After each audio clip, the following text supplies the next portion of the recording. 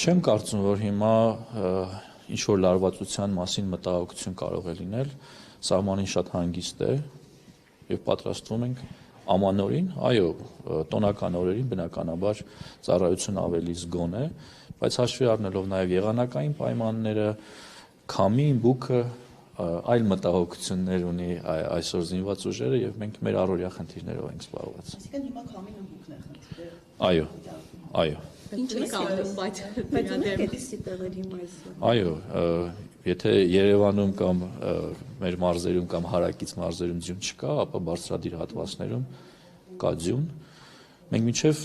3500 մետր բարձրության դիրքեր ունենք։ Դուք հաշվի առեք, որ այնտեղ ձյունը հալվում է միայն ամռանը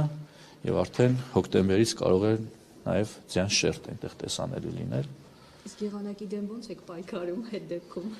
Հետևողականությամբ մեր բոլոր դիրքերի ճանապարհները մշտապես փակվում են և բանակային դիրքեր տանող ճանապարհները ամեն ինչ արվում է, որ մշտապես բաց լինեն։